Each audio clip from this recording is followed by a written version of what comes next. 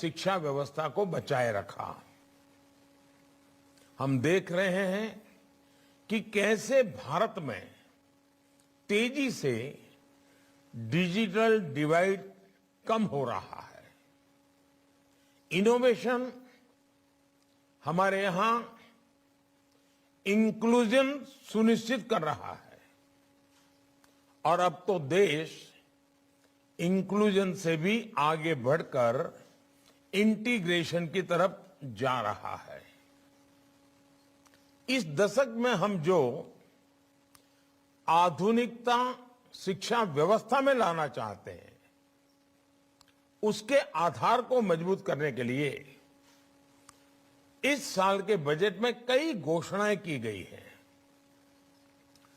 Digital education digital future की तरफ बढ़ते भारत के व्यापक विजन का हिस्सा है। इसलिए ई विद्या हो, वन क्लास वन चैनल हो, डिजिटल लैब्स हो, डिजिटल यूनिवर्सिटीज हो, ऐसा एजुकेशनल इंफ्रास्ट्रक्चर युवाओं को बहुत मदद करने वाला है। ये भारत के सोशियो इकोनॉमिक सेटअप में गांव हो, गरीब हो, दलित, पिछड़े, आदिवासी सभी को शिक्षा के बेहतर समाधान देने का प्रयास है।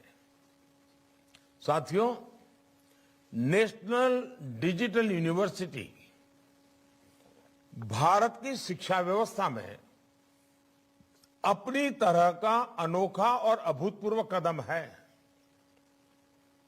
ये डिजिटल यूनिवर्सिटी में वो ताकत देख रहा हूं कि ये यूनिवर्सिटी हमारे देश में सीटों की जो समस्या होती है उसे पूरी तरह समाधान दे सकती है।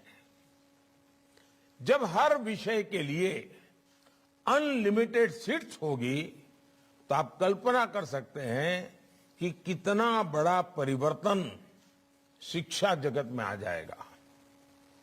ये डिजिटल यूनिवर्सिटी लर्निंग और रीलर्निंग की मौजूदा और भविष्य की जरूरतों के लिए युवाओं को तैयार करेगी।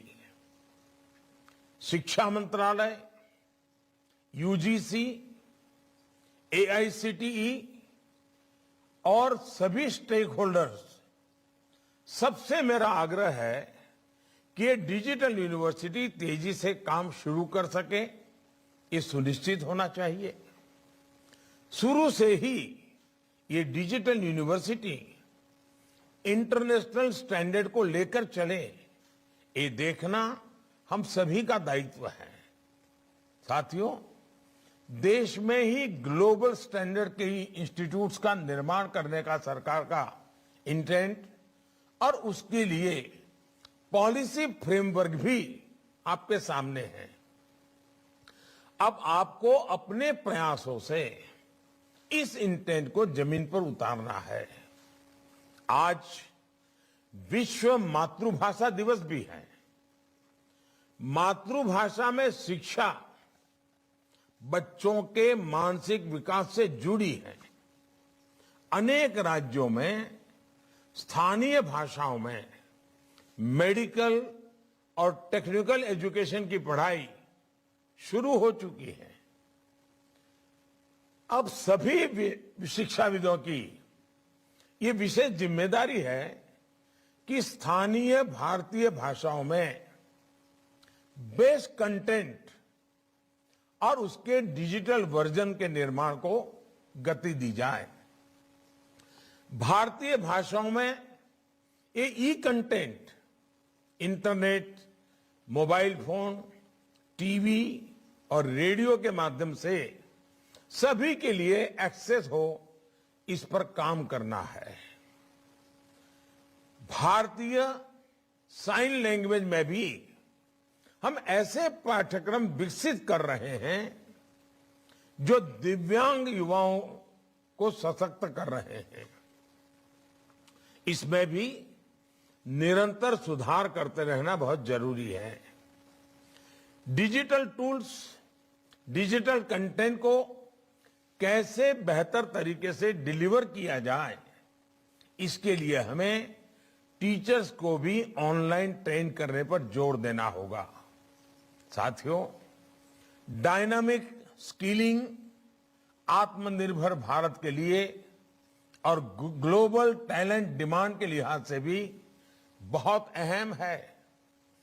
पुराने जॉब रोल्स जिस तेजी से बदल रहे हैं, उनके अनुसार हमें अपने डेमोग्राफिक डिविडेंड को तेजी से तैयार करना होगा। इसलिए एकेडेमिया और इंडस्ट्री को मिलकर प्रयास करने की जरूरत है। Digital ecosystem for skilling and livelihood, DESH Stack, e portal और ई स्किलिंग लैब की जो घोषणा बजट में की गई है, उसके पीछे यही सोच है। साथियों, आज tourism industry, drone industry, animation और कार्टून इंडस्ट्री, डिफेंस इंडस्ट्री, ऐसी